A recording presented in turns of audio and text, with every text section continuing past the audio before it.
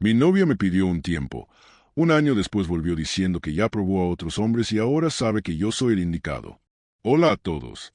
La verdad es que no acostumbro a escribir cosas así, pero siento que necesito sacar todo esto de mi cabeza y poner en orden lo que pasó en mi vida. Me llamo Lucas. Tengo 28 años, y lo que voy a contar ocurrió hace poco más de un año. Aún así, sigue siendo algo que me cuesta asimilar por completo. Esta historia tiene que ver con Laura, quien en ese momento era mi novia y tenía 26 años. Para que todo tenga sentido, voy a empezar desde el punto donde realmente comienzan los hechos importantes. Laura y yo empezamos a salir cuando yo tenía 24 años y ella 22. Nos conocimos en la universidad, aunque estudiábamos carreras diferentes. Ella estaba en administración y yo en ingeniería. Coincidimos gracias a amigos en común y, desde la primera salida, hubo una conexión especial. No fue algo intenso ni de película, más bien una relación que se fue construyendo con calma.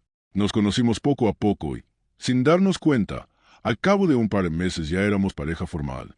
Los años que siguieron fueron, en general, bastante buenos.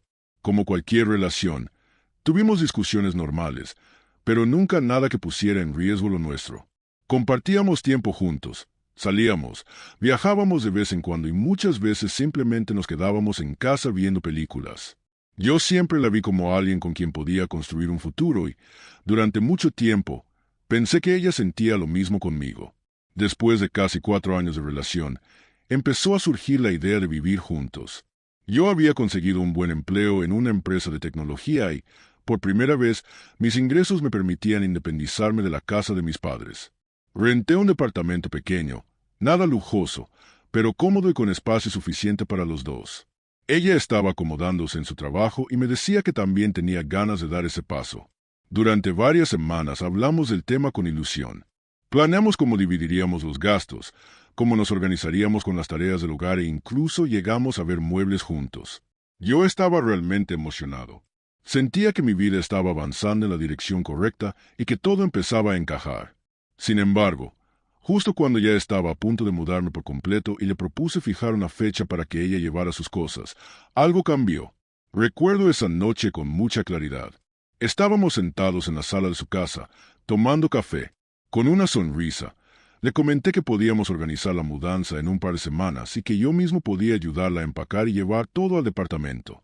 Ella se quedó en silencio, mirándome durante unos segundos con una expresión que en ese momento no supe interpretar.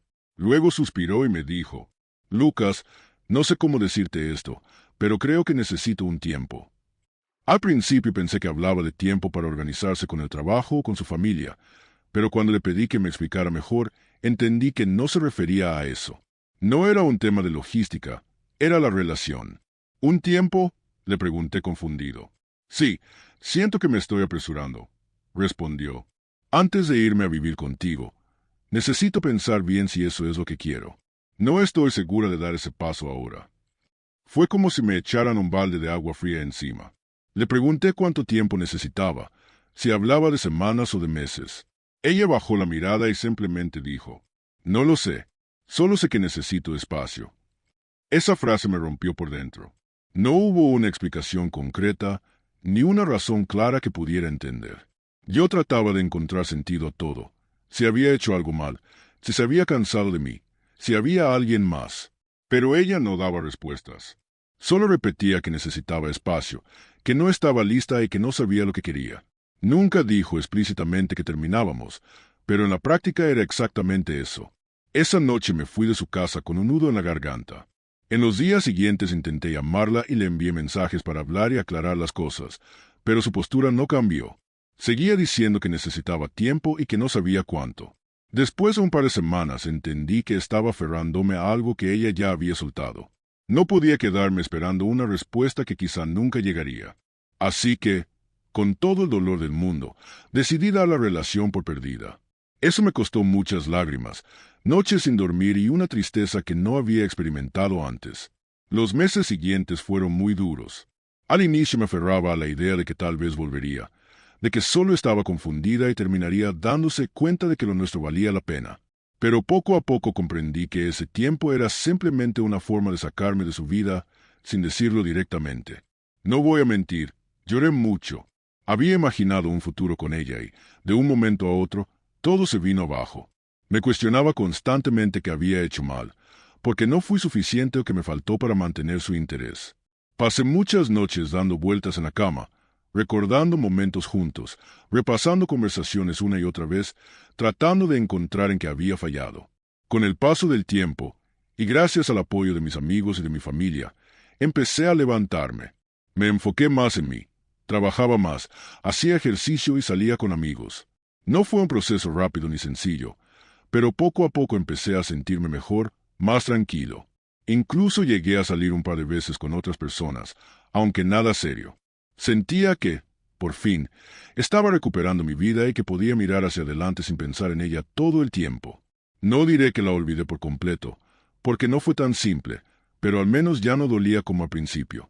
Lo que complicó las cosas fue que, a pesar de mis esfuerzos por seguir adelante, el mundo es pequeño y las noticias siempre llegan. Varias veces me enteré, por conocidos en común y por redes sociales, de que Laura estaba saliendo mucho de fiesta. Aparecía en fotos con distintos grupos de amigos, viajando y disfrutando de la vida nocturna, siempre rodeada de gente. No era solo que se estuviera divirtiendo. También supe que había estado con otras personas. Un amigo cercano me contó que la había visto en un bar besándose con un chico distinto a que luego apareció en sus fotos. Todo indicaba que estaba conociendo a varios al mismo tiempo, al menos, probando diferentes relaciones. Al principio, cada vez que me llegaba esa información, era como una puñalada. Me dolía porque yo seguía intentando superar lo nuestro mientras ella parecía haber pasado página con demasiada facilidad. Pero, con el tiempo, esa misma información me ayudó a abrir los ojos. Entendí que había hecho lo correcto al no quedarme esperando. Esa no era la persona con la que yo quería construir un futuro. Aceptarlo no fue inmediato. Hubo recaídas emocionales y días en los que me preguntaba si, de haber sido más paciente o de haber hecho algo diferente, las cosas habrían funcionado de otra manera. Al mismo tiempo, ver el camino que ella estaba tomando terminó de confirmarme algo que ya intuía. Nuestras prioridades habían dejado de coincidir. Yo estaba buscando estabilidad, construir una vida en pareja y avanzar con planes claros. Ella, en cambio, estaba en una etapa completamente diferente, dedicada a salir, experimentar y vivir su vida social al máximo. Y aunque no considero que eso esté mal, simplemente no era lo que yo quería ni lo que estaba dispuesto a aceptar en mi vida. Lo que realmente me ayudó a soltar fue entender que, en ese momento, no éramos compatibles. Ella tenía todo el derecho de vivir como quisiera, pero yo también tenía derecho a cuidarme, a seguir adelante y a no quedarme atrapado en algo que ya no funcionaba. Había pasado más de un año desde la última vez que vi a Laura. Durante ese tiempo me enfoqué por completo en reconstruirme. Siendo sincero, mi vida estaba yendo mucho mejor de lo que había imaginado. En el trabajo me estaba yendo excelente. Conseguí un ascenso que no esperaba tan pronto, y con él llegaron mejores ingresos. Económicamente me sentía estable. Incluso empecé a ahorrar con la idea de comprar un auto nuevo y seguir mejorando mi departamento. Por primera vez, sentía satisfacción conmigo mismo. Había aprendido a ponerme como prioridad. A nivel personal también notaba cambios importantes. Entrenaba con regularidad. Salía más con mis amigos. Viajé un par de veces y, aunque no tenía una pareja estable, ya no sentía esa urgencia por llenar un vacío emocional. Disfrutaba mi libertad y la tranquilidad de no depender de alguien que no sabía lo que quería. Después de mucho tiempo, por fin me sentía en paz. Un día, mientras trabajaba desde casa, ocurrió algo que no esperaba. Mi teléfono vibró y, al mirar la pantalla, vi un mensaje de Laura. Me quedé completamente paralizado por unos segundos. El mensaje era simple, casi casual. Hola, ¿cómo estás? No respondí. Me quedé mirando el celular un rato y luego lo bloqueé. No quería volver a abrir esa puerta. Había luchado demasiado para recuperar mi estabilidad como para arriesgarla por alguien que me había dejado de lado en el momento más importante de mi vida. Pasaron varios días sin saber nada más de ella y pensé que ahí terminaría todo. Sin embargo, unas semanas después, uno de mis amigos me llamó. Me dijo que quería verme para tomar un café, que era algo rápido y que necesitaba preguntarme algo relacionado con mi trabajo. Era un buen amigo, así que pensé que quizá quería consejo laboral y acepté sin sospechar nada. Quedamos en un café cerca del centro. Llegué puntual, miré alrededor buscando a mi amigo, pero no lo vi. En su lugar, noté a Laura sentada en una mesa al fondo. Mi primera reacción fue quedarme quieto, convencido de que debía tratarse de un error. Pero en cuanto cruzamos miradas, ella sonrió y me hizo una seña con la mano para que me acercara. Me acerqué con el ceño fruncido y le pregunté qué hacía ahí. Ella se levantó y me abrazó como si nada hubiera pasado, diciendo que mi amigo había organizado todo, que era una sorpresa. Me quedé helado. No podía creer que alguien pensara que eso era una buena idea. Siéntate, Lucas, me dijo con una sonrisa segura, como si no hubiera pasado un año desde que desapareció de mi vida. Yo estaba a la defensiva, pero aún así me senté. Necesitaba entender qué pretendía con todo esto. Empezó a decirme que me veía muy bien, que había cambiado, que me notaba más seguro e incluso más atractivo. Me lanzaba cumplidos como si intentara reavivar algo que, al menos para mí, ya estaba completamente muerto. Después de unos minutos de conversación superficial, soltó lo que realmente había venido a decir. ¿Sabes, Lucas? Creo que eres un gran hombre y ahora, después de todo este tiempo, he decidido que sí, que vayamos a vivir juntos como lo habíamos planeado. Me quedé mirándola sin poder hablar. No podía creer lo que estaba escuchando. ¿Qué? Le respondí incrédulo. Pero no se supone que ya habíamos terminado.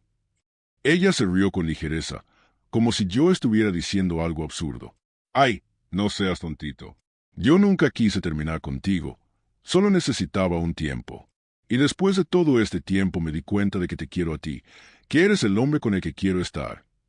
La miré fijamente, tratando de procesar su lógica. Guardé silencio unos segundos y luego dije lo que llevaba guardado desde hacía mucho. A ver si entiendo. Tú te vas, te dedicas a vivir la vida loca, sales de fiesta, te acuestas con otros, y ahora que ya te cansaste de eso, quieres que yo te acepte como si nada. Ella se inclinó hacia mí con una sonrisa nerviosa. Amor, no lo digas así. Yo solo necesitaba descubrirme a mí misma, pero siempre te extrañé. No pude evitar soltar una carcajada amarga. Créeme, no fuiste la única que se descubrió. Estoy seguro de que muchos más también lo hicieron. Ella se rió como si fuera una broma y me tomó la mano. Amor, deja eso. Te hablo en serio. Quiero estar contigo. Quiero vivir contigo. Fue en ese momento cuando realmente me enojé. Retiré mi mano y la miré con firmeza. ¿Tú estás loca o qué? ¿O vienes drogada? ¿Cómo se te ocurre aparecer aquí después de todo lo que hiciste y pensar que yo te voy a recibir como si nada? Su sonrisa desapareció al instante. Frunció el ceño y respondió molesta. No exageres, Lucas. Tampoco fue para tanto. Solo me tomé un tiempo para aclararme. ¿Un tiempo? Le respondí alzando la voz. Tú no pediste un tiempo, Laura. Tú me abandonaste. Te fuiste a vivir tu vida sin mí, sabiendo que yo estaba destrozado. ¿Tienes idea de lo que pasé? ¿Sabes lo que me costó levantarme cada día mientras tú andabas de fiesta con otros? Intentó interrumpirme, pero no la dejé continuar. No tienes idea de lo que significa reconstruirse desde cero. Y ahora vienes aquí sonriendo, como si nada hubiera pasado, esperando que yo te diga que sí. Ella también levantó la voz. Ya basta. No todo fue como lo dices. Yo también pensaba en ti, yo también te quería, pero necesitaba vivir, necesitaba experimentar. Ahora sé lo que quiero y lo que quiero eres tú. Me levanté de la mesa con el corazón acelerado por la rabia. No, Laura. Lo que tú quieres es volver ahora que ya probaste todo lo demás y te diste cuenta de que nadie te dio lo que yo te daba. Pero yo ya no soy ese hombre que se quedó esperándote. Ese Lucas murió el día que me pediste, un tiempo, sin darme explicaciones. Ella me miró con los ojos abiertos, como si no pudiera creer lo que estaba escuchando. Luego intentó suavizar la situación, bajando el tono. Amor, no importa lo que digas ahora. Yo sé que algún día te vas a casar conmigo. Lo sé. Esas fueron exactamente sus últimas palabras antes de que me fuera. No contesté nada. Simplemente me di la vuelta y salí del café, dejando atrás una escena que me pareció absurda y fuera de lugar. Caminé varias cuadras con una mezcla rara de emociones. Por un lado, estaba lleno de enojo por la audacia que tuvo al aparecer así en mi vida. Por otro, sentía un alivio profundo, casi liberador, porque en ese momento confirmé algo importante. No quería nada con ella. Y aquí estoy ahora, escribiendo todo esto. No tengo claro si reaccioné bien o mal. A veces me pregunto si debí ser más frío o si quizá tendría que haberla escuchado con más calma. Pero lo único que tengo completamente claro es que no quiero volver a estar con alguien que me dejó en mi peor momento y que solo regresó cuando ya se cansó de todo lo demás. Actualización. Después de lo que pasó en el café, pensé que ahí terminaría todo. Supuse que Laura entendería que no había marcha atrás y que seguiría con su vida. Me equivoqué por completo. En los días siguientes empezó a llamarme de forma insistente. Al principio contesté una sola vez, únicamente para decirle que no quería seguir hablando, que lo nuestro había terminado hacía mucho tiempo y que respetara mi decisión. Pero no lo aceptó. Me llamaba a cualquier hora. Me dejaba mensajes de voz diciéndome que me amaba, que estaba arrepentida y que no podía perderme otra vez. Terminé bloqueándola, convencido de que eso pondría fin a todo. No fue así. Poco después comenzaron a llegarme mensajes de varios amigos en común. Todos decían prácticamente lo mismo, con palabras muy similares: que la perdonara, que le diera otra oportunidad, que había cambiado, que había madurado y que se había dado cuenta de que yo era el hombre indicado. Era tan repetitivo que parecía un guión aprendido. Sentía como si estuviera hablando con bots, como si alguien estuviera moviendo los hilos para presionarme. Esa situación me molestó muchísimo, no solo porque no quería saber nada de ella, sino porque estaba involucrando a mis amigos en algo que solo nos correspondía a nosotros dos. Así que tomé una decisión radical. Bloqueé a todos los que me enviaban ese tipo de mensajes. No iba a permitir que me hicieran sentir culpable ni que me empujaran a revivir algo que me había costado tanto superar. Pero lo peor aún estaba por venir. Una tarde, cuando regresaba del trabajo, la encontré sentada en las escaleras frente a la puerta de mi departamento. Estaba ahí, esperándome. Al verme, se levantó de golpe y corrió hacia mí. Empezó a abrazarme entre lágrimas, diciendo que estaba desesperada, que no podía imaginar su vida sin mí, que lo único que quería era casarse conmigo y formar la familia que antes no había sabido valorar. Yo me quedé en silencio, con una mezcla de enojo y lástima. No respondí nada. Simplemente pasé a su lado, abrí la puerta de mi departamento y entré. Ella intentó seguirme, pero cerré antes de que pudiera hacerlo. Desde adentro aún la escuché golpeando suavemente la puerta y suplicando durante varios minutos. No abrí. Me senté en el sillón, escuchando su llanto apagado del otro lado, mientras mi cabeza repasaba todo lo que había pasado. Recordaba la noche en que me pidió un tiempo, cómo me dejó hundido mientras ella salía a descubrirse, y lo absurdo que era que ahora viniera a pedirme algo tan grande como si nada hubiera ocurrido en medio. Después de un rato, dejó de insistir y se fue. No voy a mentir, fue incómodo y doloroso verla en ese estado, pero al mismo tiempo supe que debía mantenerme firme. No podía permitir que volviera a entrar en mi vida, solo porque ahora ella lo deseaba. Ya no soy el mismo hombre que se quedó esperándola un año atrás. Eso fue lo último que pasó, o al menos eso creí. Actualización. Han pasado apenas 2 días desde la última vez que escribí aquí. Sinceramente, nunca pensé que tendría que volver tan pronto con otra actualización. Lo que ocurrió fue tan intenso, tan surrealista y hasta peligroso, que todavía me cuesta procesarlo. Todo empezó por la tarde. Yo estaba en mi departamento, tranquilo, viendo un partido en la televisión, cuando escuché golpes en la puerta. No eran golpes normales. Eran fuertes, insistentes, casi desesperados. No tuve que asomarme para saber quién era. Lo supe de inmediato. Me quedé en silencio, sin moverme, esperando que se cansara y se fuera. En lugar de eso, escuché su voz quebrada, como si estuviera llorando. «Lucas, sé que estás ahí. Por favor, ábreme». No respondí. Hubo unos segundos de silencio y luego su tono cambió por completo. Se volvió frío, inquietante. Lo que dijo me heló la sangre. «Está bien. Tú me obligaste a hacer esto. Esto será tu culpa. Nos vemos en la otra vida». Sentí un escalofrío recorrerme el cuerpo. El corazón me empezó a latir con fuerza y me quedé paralizado, sin saber cómo reaccionar. No sabía si hablaba en serio, si era chantaje emocional o si realmente pensaba hacerse daño. Esperé unos minutos, intentando escuchar algún ruido, alguna señal. No se oía nada, solo el silencio del pasillo. Después de 5 minutos que se me hicieron eternos, decidí abrir la puerta con cuidado. Cuando lo hice, no la vi frente a mí. Por un momento pensé que se había ido. Entonces escuché un murmullo y miré hacia el balcón del edificio, al final del pasillo. Vivo en el 4º piso y, desde esa altura, una caída difícilmente se sobrevive. Ahí estaba ella. Laura estaba sentada en la orilla del barandal, balanceando las piernas en el aire como si fuera una niña jugando, pero con una calma que resultaba perturbadora. Me quedé helado. El corazón se me subió a la garganta.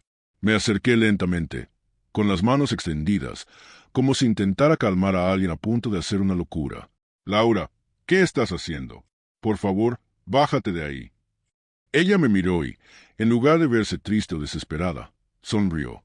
Una sonrisa amplia, casi triunfal. En un segundo bajó del barandal y, sin avisar, corrió hacia mí. Me abrazó con fuerza y empezó a besarme la cara entre risas y llanto. ¿Ves?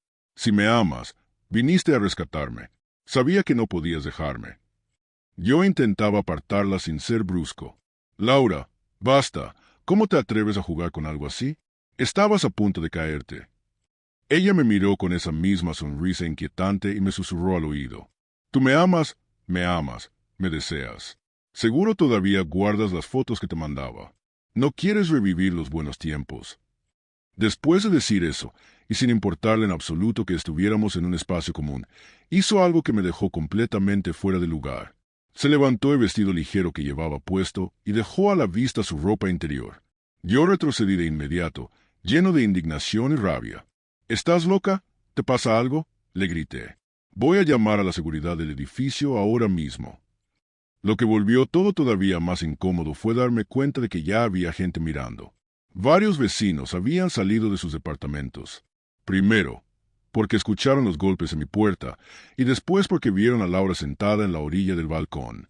Algunos gritaban que tuviera cuidado, otros sacaron sus teléfonos para grabar y varios más ya habían llamado a 911. En cuestión de minutos, la situación se convirtió en un espectáculo que yo jamás pedí. Yo solo quería que todo terminara. Me sentía avergonzado, expuesto, desesperado. Trataba de mantener distancia mientras ella seguía intentando abrazarme y hablarme como si nada grave estuviera pasando. Cuando finalmente llegaron los policías y los paramédicos, el caos aumentó. Nos separaron de inmediato. Me pidieron mi identificación y comenzaron a hacerme preguntas rápidas sobre lo ocurrido. Les conté todo desde el principio.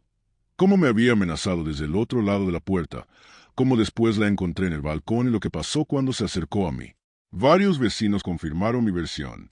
Dijeron que la habían visto llorando afuera de mi departamento, golpeando la puerta y repitiendo que yo la había dejado, que no podía vivir sin mí. Otros también afirmaron haberla visto sentada peligrosamente en el borde del barandal, exactamente como yo lo había descrito. Los oficiales intentaron calmarla y apartarla, pero ella no dejaba de gritar. Decía que me amaba, que yo era el amor de su vida y que todo lo que hacía era por mí. En un momento, incluso me señaló llorando y gritó: «Si algo me pasa, será culpa de él. Él me arruinó la vida». Yo permanecí en silencio, sintiéndome atrapado dentro de una pesadilla. Los policías me dijeron que no me preocupara, que era evidente que ella se encontraba en un estado de alteración emocional severa y que lo más adecuado era que fuera evaluada por psiquiatría.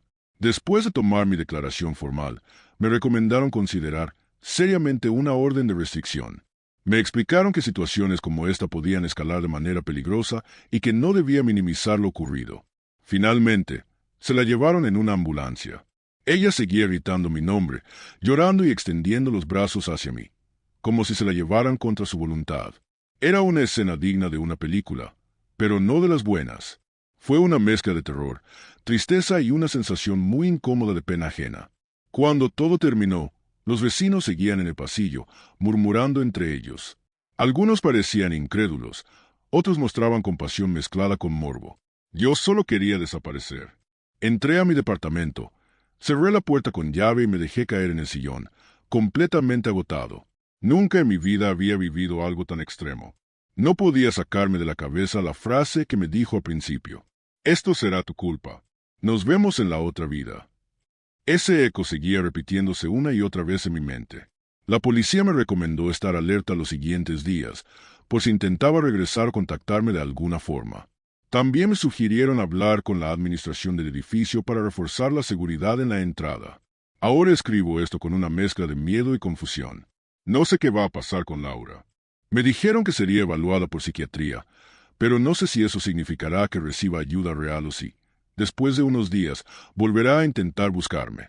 Lo único que tengo claro es que esto dejó de ser un asunto sentimental o un simple cierre de ciclo. La situación escaló a un nivel que jamás imaginé y que me hace temer no solo por mi tranquilidad, sino también por mi seguridad. Actualización. Hola a todos. Han pasado tantas cosas que me cuesta creer que solo hayan sido unos cuantos días. Para empezar, me informaron que Laura dio positivo a sustancias. Me enteré de eso después de que se la llevaron y la evaluaron. Además, una amiga suya me llamó. Pero quiero contar todo con calma. Primero necesito aclarar algo que me costó mucho aceptar. Lo que le pasó a Laura no es algo simple ni blanco o negro. No es solo la historia de alguien que se fue y luego quiso volver. Hay muchas capas que antes no veía, o que tal vez no quise ver. Cuando ella me pidió un tiempo, en mi cabeza todo parecía claro, o volvía o no volvía. Pensaba en responsabilidad emocional, en promesas inconclusas. Pero lo que se fue revelando después, las fiestas, las salidas constantes, las relaciones con otras personas y finalmente el tema de las sustancias, mostró que había algo mucho más complejo ocurriendo en su vida. Eso no justifica lo que hizo, pero sí ofrece una explicación más completa de por qué actuó como actuó. La llamada de su amiga fue uno de esos golpes que te obligan a replantearte la historia que te has contado durante meses. Con miedo en la voz, me dijo que el último mensaje que recibió de Laura fue aterrador. Decía que venía a buscarme y que, si yo la rechazaba, se iría de este mundo. Pensé en todas las noches que pasé preguntándome por qué, en todas las veces que me reproché cómo reaccioné en el café.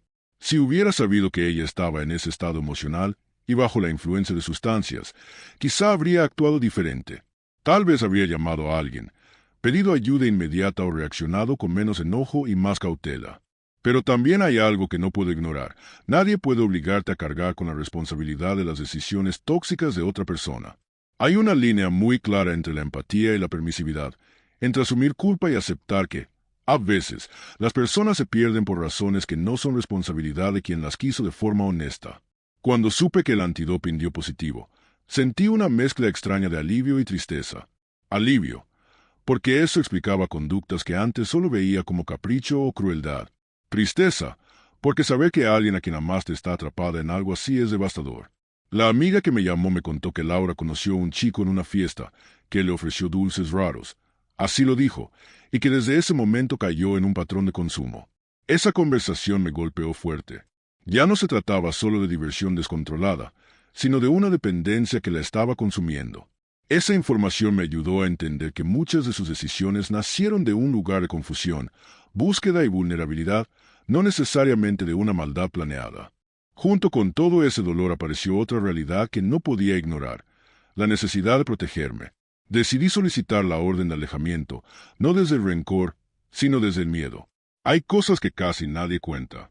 Vivir con la incertidumbre de que alguien en un estado alterado pueda aparecer en tu casa, en tu trabajo o en plena calle es una carga pesada.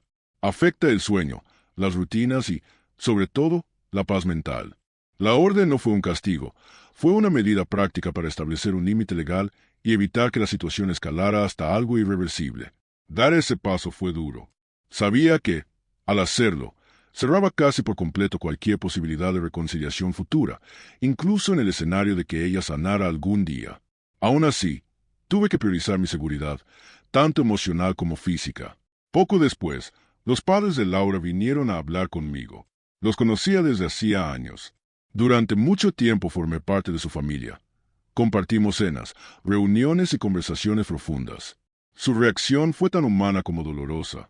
Su padre me miró con los ojos llenos de lágrimas y me dijo que lamentaba todo lo ocurrido, que sentía que, si Laura se hubiera quedado conmigo, tal vez no habría terminado en ese estado. Esa frase me atravesó por dentro.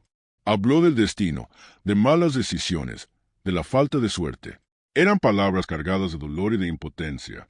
Sus disculpas no cambiaban lo sucedido, pero dejaban claro que detrás de todo esto había una familia rota, personas que también estaban sufriendo. Me sorprendió su honestidad y me conmovió profundamente la madre. Les respondí con sinceridad, que lo sentía mucho por ellos, pero que no era momento de buscar culpables absolutos, sino de concentrarse en la recuperación de Laura. No es fácil admitir cuánto me afectó todo esto en lo más íntimo. Pasé del enojo y la humillación a una tristeza profunda por alguien que, de una forma u otra, sigue siendo parte de mi historia.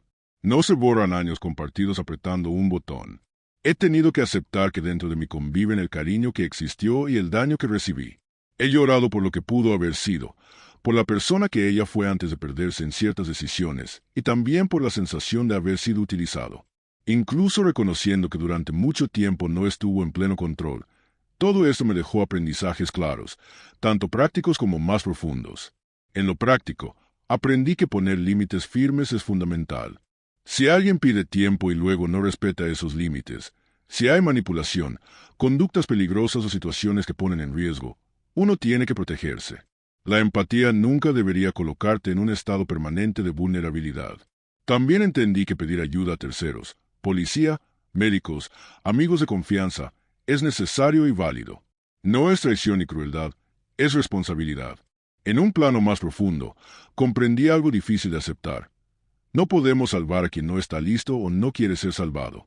La recuperación es un proceso largo que requiere tratamiento, voluntad y una red de apoyo sólida. Una orden de alejamiento o una intervención legal no son el final de la historia de alguien.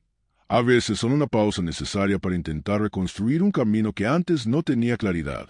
Vi la fragilidad humana en su forma más cruda, y eso me marcó. Pero también entendí que la vida sigue, incluso cuando uno siente que todo se detuvo.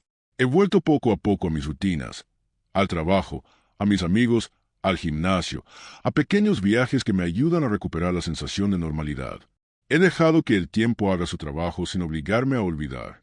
La herida no desaparece de un día para otro, pero con cada jornada sana un poco más. Aprendí a ser paciente conmigo mismo y a aceptar que sanar no es un proceso lineal. Hay avances, retrocesos y momentos de duda, y todo eso también forma parte del camino. Para cerrar, quiero decir algo con total honestidad. Espero que Laura reciba ayuda real. No le deseo el mal a nadie, y mucho menos a alguien que fue tan importante en mi vida. Si algún día logra recuperarse y rehacer su camino, no sé si podría volver a integrarla en mi vida. Ni siquiera sé si eso sería lo mejor para alguno de los dos. Hoy lo único verdaderamente importante es que ella viva y que tenga tratamiento profesional. El resto de las decisiones solo podrán tomarse con tiempo y con una serenidad que ahora mismo todavía no tengo. Si algo quiero dejar como reflexión final, es esta mezcla necesaria de compasión y prudencia. Amar no significa permitir daño constante. Ayudar no implica sacrificar tu seguridad. Llega un punto en el que la mejor forma de ayudar es poner límites, buscar apoyo externo y, cuando es necesario, apartarte para que el proceso de recuperación ocurra sin que haya otra persona cargando con todo el peso. Gracias por leer hasta aquí. Si alguien ha pasado por algo parecido y quiere compartir cómo lo manejó, o si alguien tiene una experiencia que pueda aportar, lo leeré con atención. No busco consuelo fácil. Busco comprensión y, sobre todo, dejar constancia de que estas cosas existen, suceden y deben afrontarse con la cabeza fría y el corazón atento.